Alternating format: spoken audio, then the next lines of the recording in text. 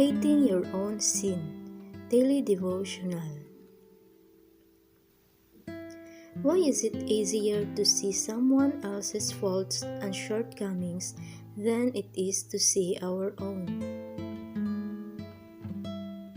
When our friend brags about selling his car without letting the buyer know it was going to need more repairs than what the car was worth,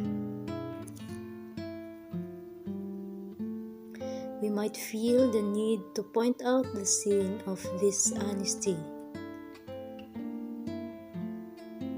But the next day, we don't have any trouble at all exaggerating our accomplishments on our resumes to get the big job we wanted.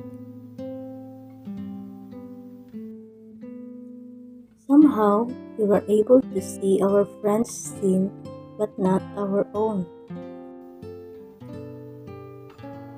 The Bible has quite a bit to say on pointing out the faults of others.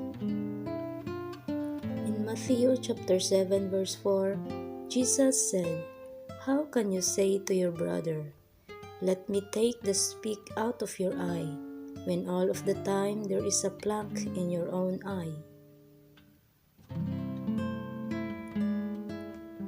Yes, it's tempting to want to correct or fix someone else, but the reality is no one is perfect and we all make mistakes. We're told in Romans chapter 3 verse 23, "All have sinned and fall short of the glory of God." We are all sinners, so we need to leave the fault finding to God. Instead of criticizing others, let's ask God to apply eye salve to our eyes that we might see our own sin before we point out the sins of anyone else.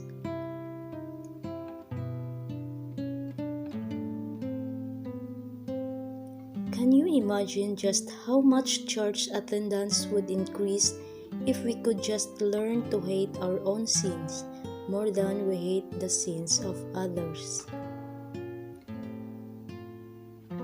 Our Bible text.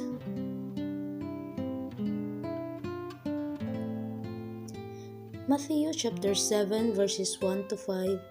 "Judge not, that you be not judged.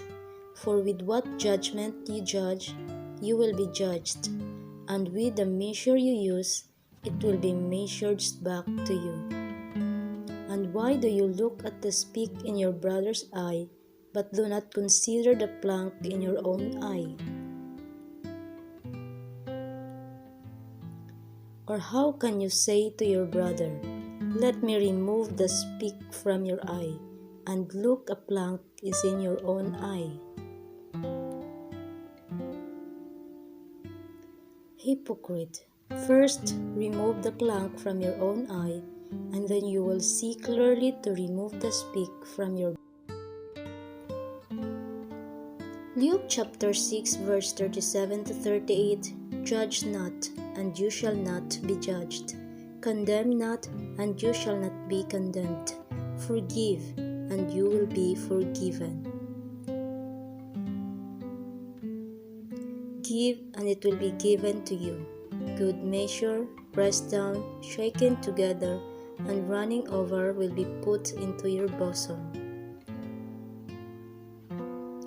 John chapter 8 verses 1 to 8. "But Jesus went to the Mount of Olives. Now early in the morning, he came again into the temple, and all the people came to him, and he sat down and taught them. Then the scribes and Pharisees brought to him a woman caught in adultery. And when they had set her in the midst, they said to him, 'Teacher, this woman was caught in adultery in the very act.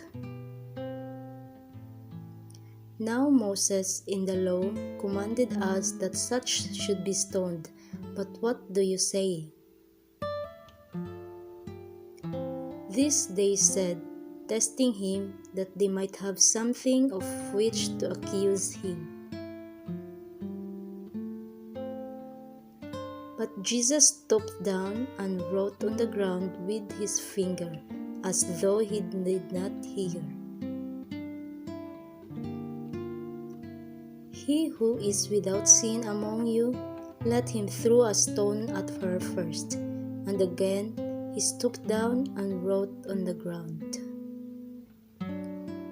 James chapter 4 verses 11 to 12. Do not speak evil of one another, brethren. He who speaks evil of a brother and judges his brother speaks evil of the law and judges the law. But if you judge the law, you are not a doer of the law, but a judge. There is one lawgiver, who is able to save and to destroy. Who are you to judge another?